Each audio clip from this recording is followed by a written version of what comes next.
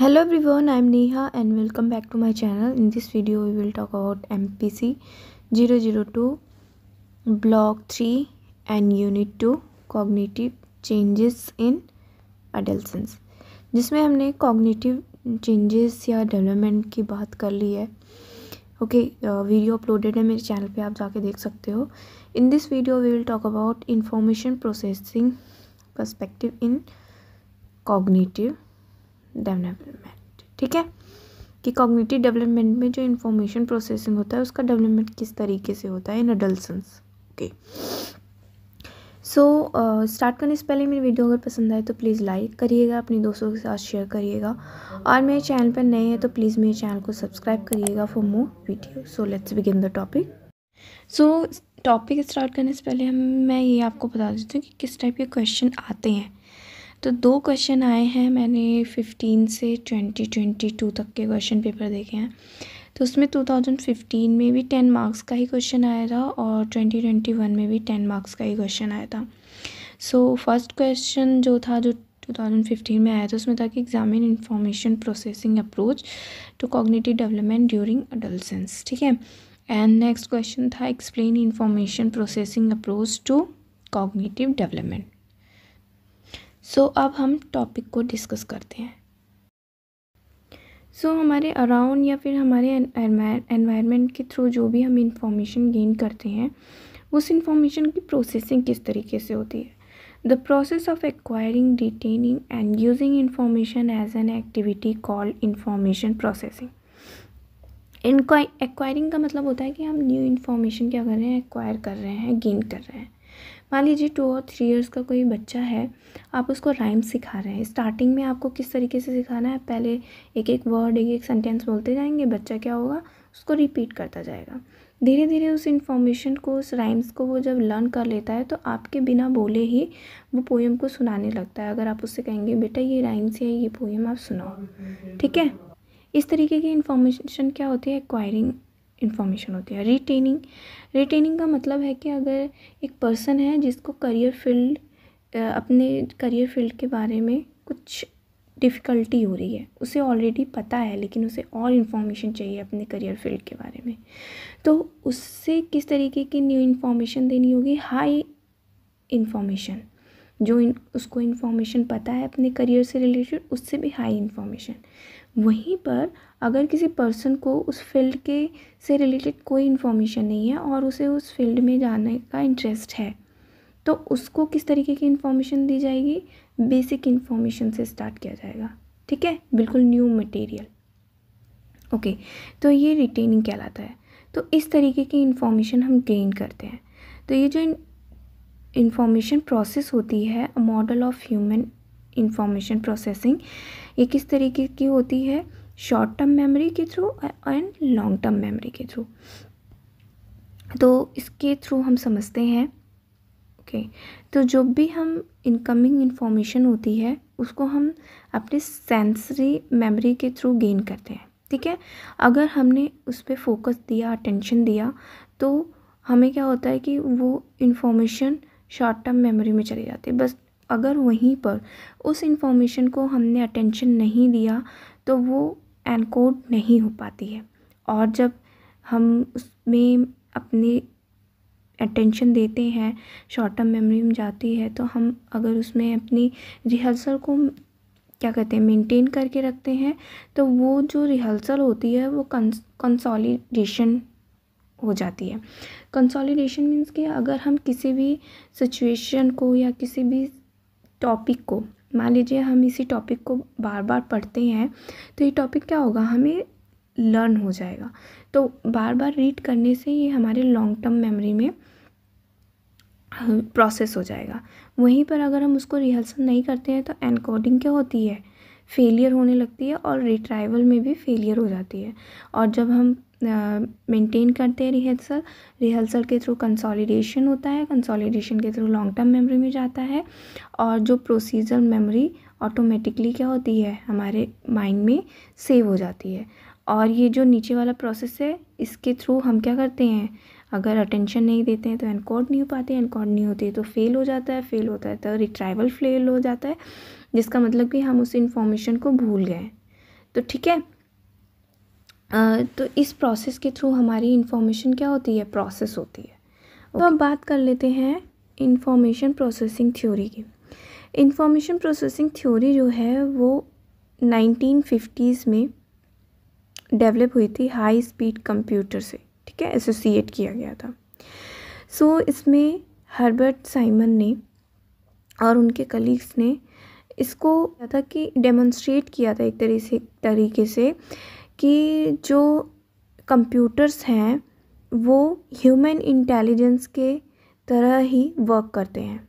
Human intelligence की जो information जिस तरीके से गेन करता है और अपनी मेमोरी में सेव करता है, ठीक किस तरीके से होता है जिस तरीके से कंप्यूटर करते हैं। तो इस तरीके का डेमोन्स्ट्रेशन दिया था और उन्होंने ये रियलाइज़ किया कि ये जो रियलाइजेशन होता है computer oriented information processing model का, ये किसके थ्रू होता है, new insight into how the human mind receive करता है, स्टोर करता है, रिट्राइव्स करता है और उस इंफॉर्मेशन को यूज़ करता है जिस तरीके से कंप्यूटर करता है। ठीक है, ओके। सो इसका कॉग्निटिव से क्या रिलेशन हो सकता है?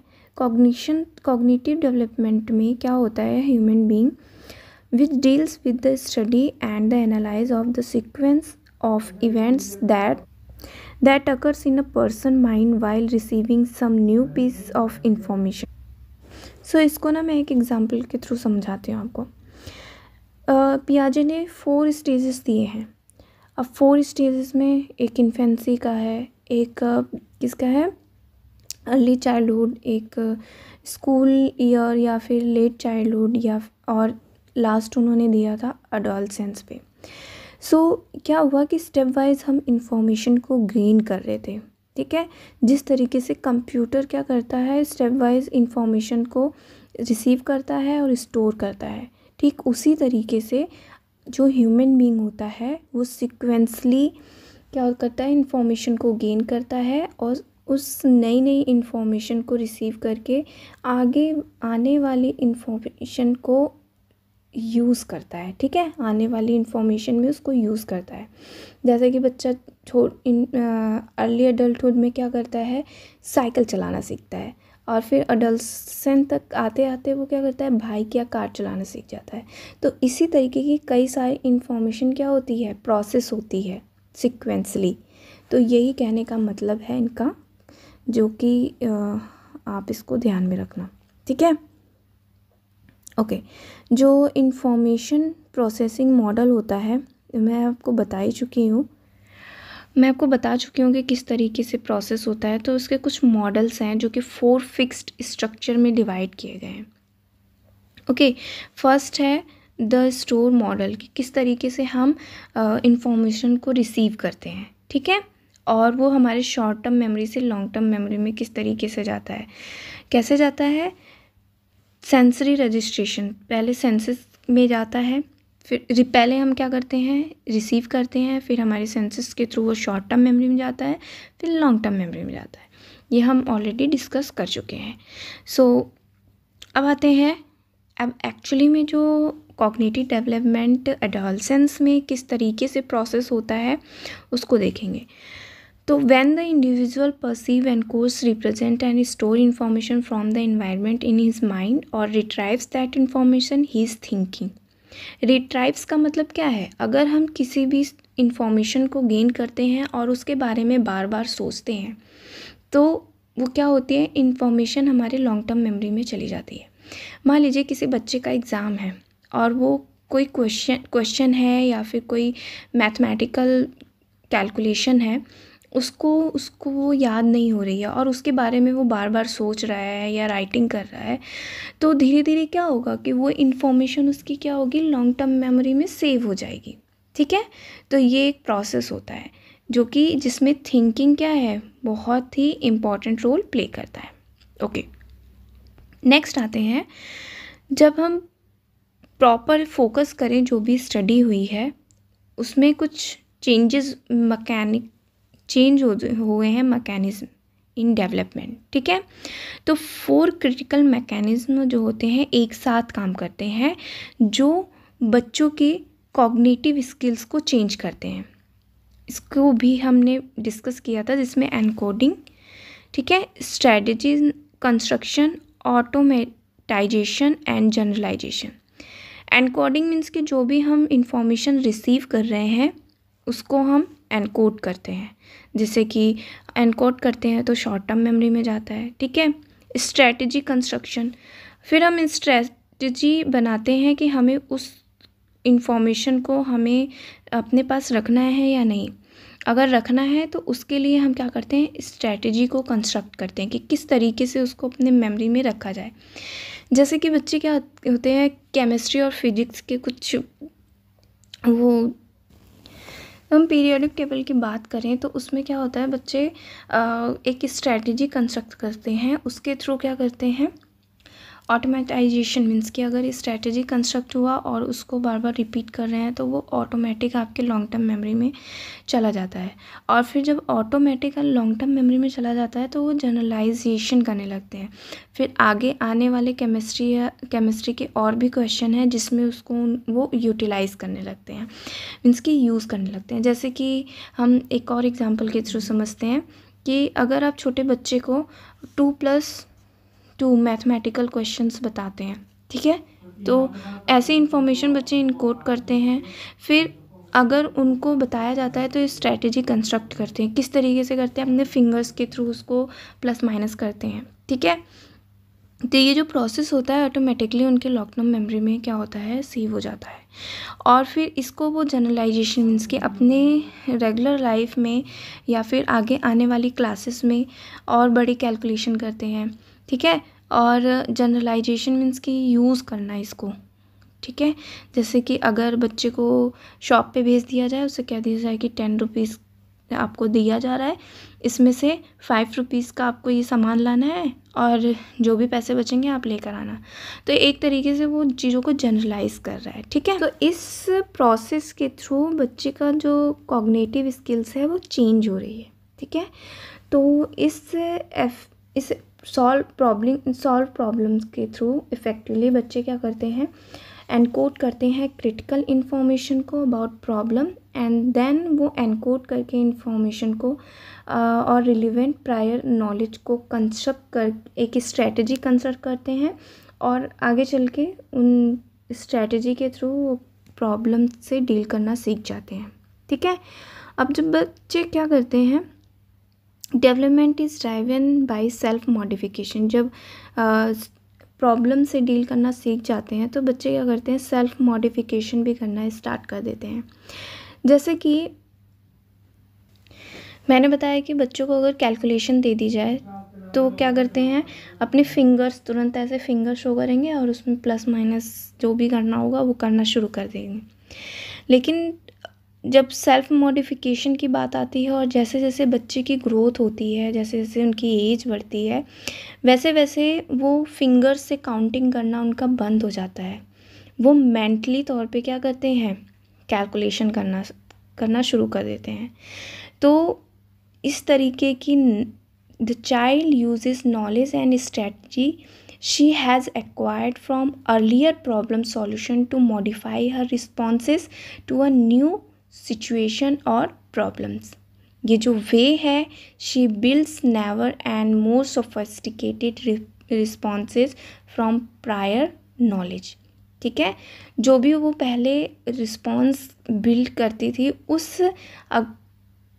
रिस्पॉन्स से, उस इंफॉर्मेशन से वो ना सीखकर आगे नई सिचुएशन से या प्रॉब्लम से अपने आप को क्या करता है, सेल्फ मॉडिफिकेशन करना शुरू कर देता है, ठीक है। आई होप आपको समझ में आया हो। नेक्स्ट है कि बच्चा खुद तो सेल्फ मॉडिफिकेशन शुरू करता है, लेकिन जो इन्वेस्टिगेटर्स होते हैं, इन्वेस्टिगेटर्स कौन होंगे बच्चों के, उनके पेरेंट्स होंगे या तो फिर उनके टीचर्स होंगे, ठीक है। तो उनको भी उनकी परफॉर्मेंस में केयरफुली टास्क एनालिसिस करते रहना चाहिए of the problem situation they present to children. ऐसा क्यों, क्योंकि समटाइम्स अगर जो टास्क उनका होता है उसमें अगर उनकी परफॉर्मेंस के अकॉर्डिंग डिफरेंट होता है तो उनमें विदाउट अननेसेसरी कॉम्प्लेक्सिटीज़ आ जाती हैं, ठीक है। एक सिंपल प्रेजेंटेशन में बच्चे क्या करते हैं, जब कॉम्प्लेक्सिटी फेस करने लगते हैं तो वो इन्फॉर्मेशन क्या होती है, मिसलीडिंग इन्फॉर्मेशन होती है। ठीक है, तो बच्चे क्या होते हैं, कंफ्यूज हो जाते हैं या तो फिर वो परफॉर्म करने में अनेबल होते हैं। सो नेक्स्ट वीडियो में हम उनकी इसी school performance and cognitive development से रिलेटेड ही बात करेंगे कि जब रीज़न क्या होता है कि बच्चे स्कूल में प्रॉपर तरीके से परफॉर्मेंस नहीं कर पाते हैं। ये क्वेश्चन भी बहुत बार एग्ज़ाम्स में आया हुआ है। सो नेक्स्ट वीडियो में मिलते हैं न्यू टॉपिक के साथ। तब तक मेरी वीडियोस को देखते रहिए। Thanks for watching.